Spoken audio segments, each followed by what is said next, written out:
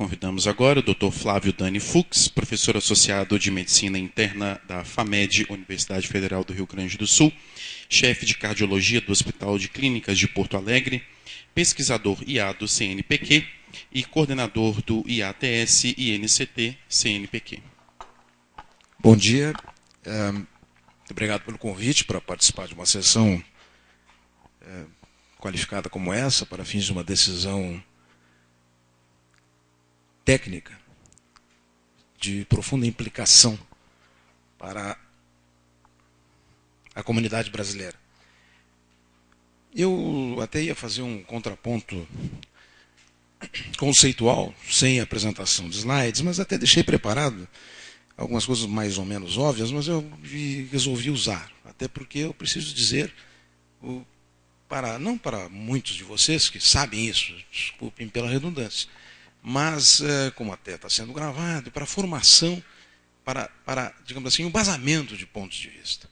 Nós estamos trabalhando com coisas conceituais, que ainda não se consolidaram no entendimento dos objetivos terapêuticos. Eu sou um veterano médico, já passei de 60 e vivi isso e vivo isso. Sou uma testemunha ocular da história sobre a crença que tínhamos e ainda temos sobre efeitos em parâmetros biológicos, sem apontar, sem verificar o real impacto disso sobre as doenças de interesse.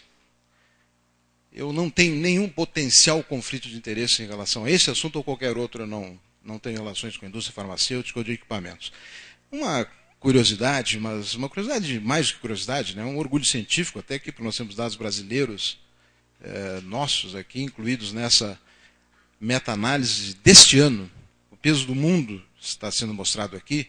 O peso do mundo está aumentando na ordem de meio quilo quase por década em homens e meio quilo redondo por década em mulheres. Mas no Brasil, na América Latina, e esses dados são lá de Porto Alegre, e com instintos nós ainda não achamos nenhuma solução comportamental ou farmacológica que os tenham controlado. E aqui é o nosso instinto de preservação individual.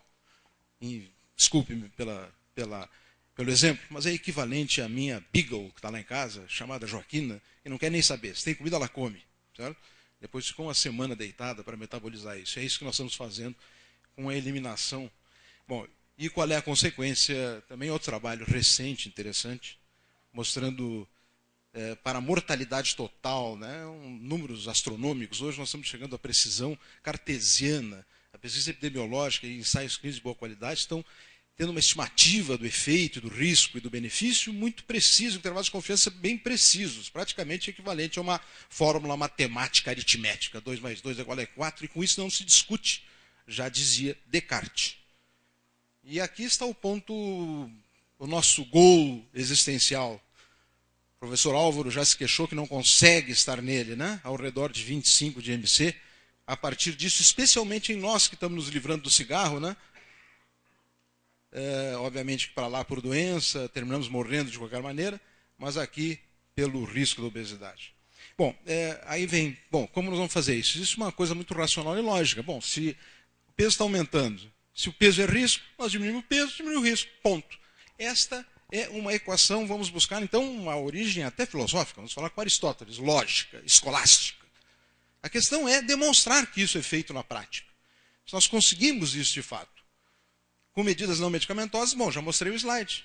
Está aumentando o peso do mundo, né? Nós estamos captando calorias de outros seres em cima da Terra, né? Estão indo para dentro da espécie humana. Porque se o homem está aumentando seu peso per capita, o peso da humanidade está aumentando. Medicamentos podem mexer nessa curva, até numa decisão individual ou coletiva, numa ação, quem sabe, de saúde pública, como está se propondo, quem sabe, um dia em hipertensão até com medicamentos. Bom, o enquadramento eu tenho que fazer, perdoe-me, falando disso, né? De um fato de eu estar trabalhando há 20, agora vai completar 20 anos, né, de obras publicadas, e tem outros 20 anos de estudo sobre conceitos em farmacologia clínica. Essas são as 4 edições do livro que eu edito com a professora Lenit Wanmacher e a mais recente deste ano. Lá dentro estão conceitos que vocês todos sabem, mas que permeiam aqui, ou sustentam o meu raciocínio com dados mais objetivos que apresentarei em seguida. Estudos experimentais, realmente, os ensaios clínicos randomizados, como já foi dito, tem a primazia, o resto tudo só gera hipótese. Ele está no centro da nossa decisão, na formação, na validação de intervenções para serem usadas na comunidade.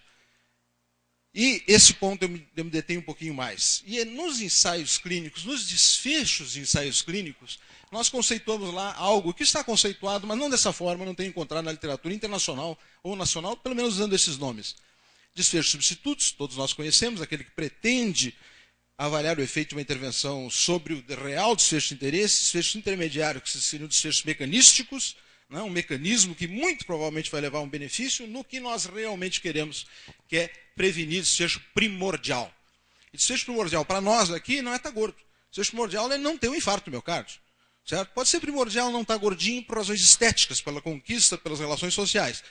Reconheço. Mas objetivamente, do ponto de vista de doença, vida, sobrevida, câncer e doença cardiovascular, não é um desfecho primordial.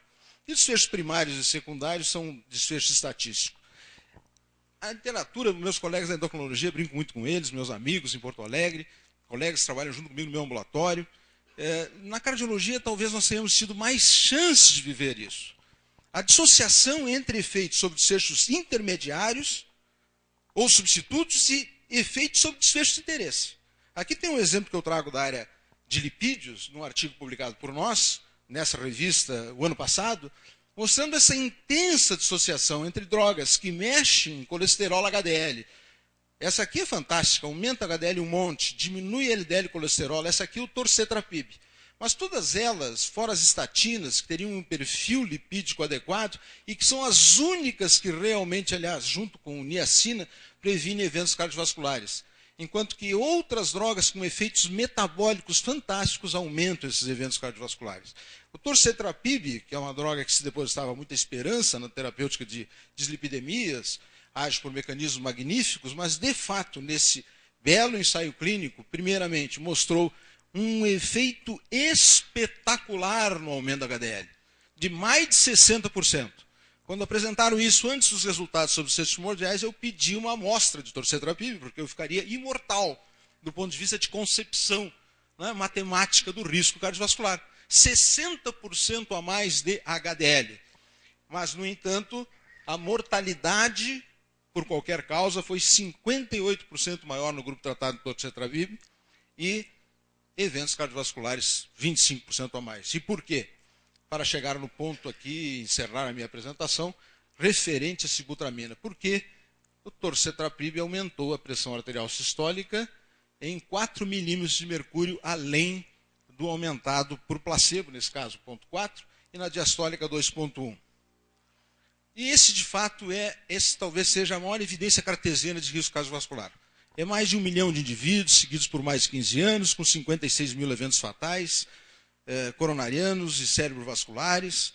O erro sistemático, o erro aleatório, foi tudo isso praticamente excluído. A cada milímetro de mercúrio acima de 115, ou a cada milímetro de mercúrio acima de 75, pelo menos, nós agregamos risco cardiovascular. E o que mais nós podemos fazer para prevenir doença cardiovascular é cuidar muito bem da nossa pressão, não deixá-la subir e promover sua redução, com medicamentos que, diferentemente dos outros, têm se mostrado eficazes na prevenção de eventos. E esse slide, já mostrado em parte, exemplifica a minha tese. Ou seja, estamos falando aqui de desfechos substitutos e de desfechos intermediários que concorrem para a produção do benefício. Um vai para o lado, o outro vai para o outro. É nítido com sibutramina. É farmacologicamente previsível.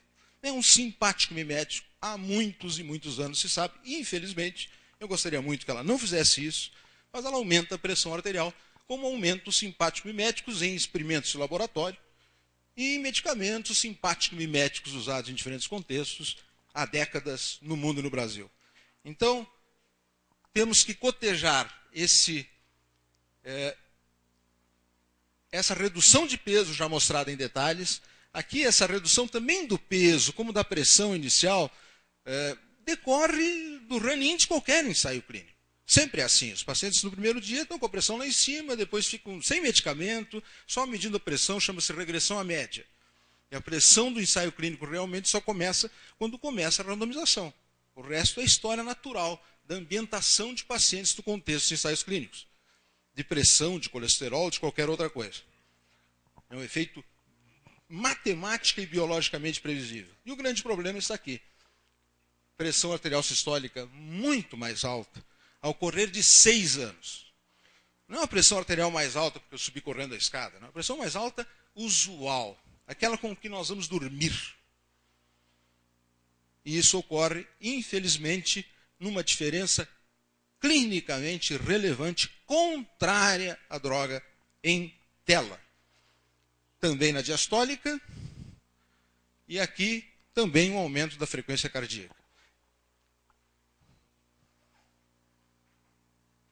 E, por consequência, o único desfecho, como o Dr. Valmir já disse aqui, que nós podemos avaliar como hipótese primária, as outras vão ver o subgrupo A, o subgrupo B. Se alguma coisa não fez bem no subgrupo B, no total fez, digamos assim, teve risco.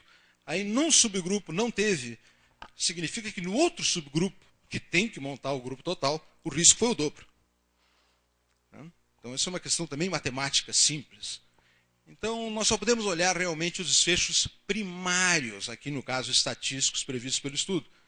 E eles se coadunam com a teoria geral. Teoria geral de riscos concorrentes. E como uma última palavra,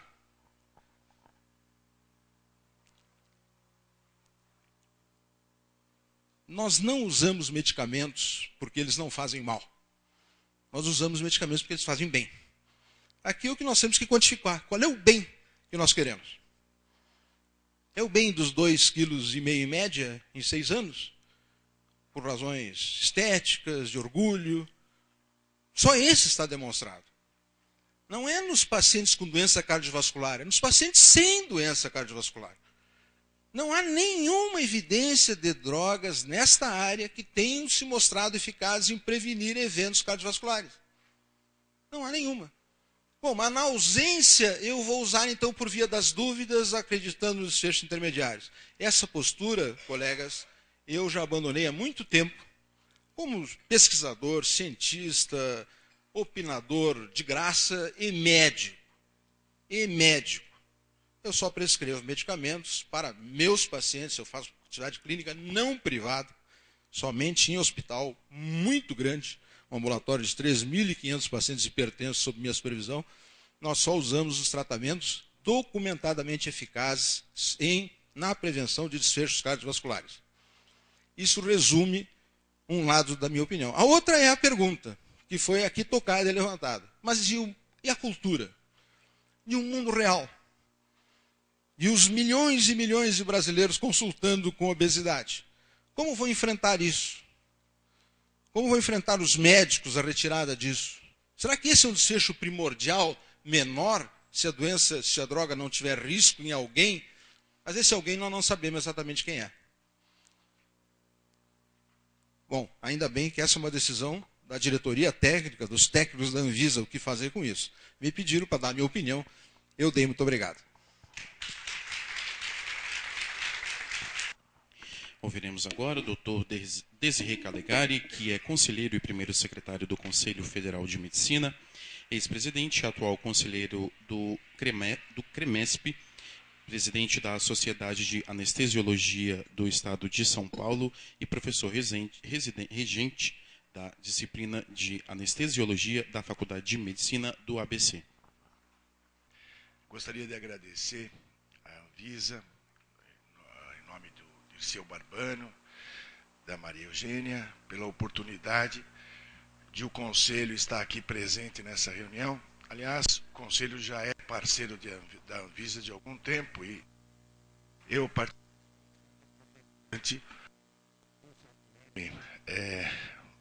no Sistema Nacional de Gerenciamento de Produtos Controlados, onde a gente já participa de algum tempo. Quero dizer para aqueles que não sabem que o Conselho Federal, ele é uma autarquia federal que tem responsabilidade na defesa da saúde da população e da fiscalização do exercício ético da medicina.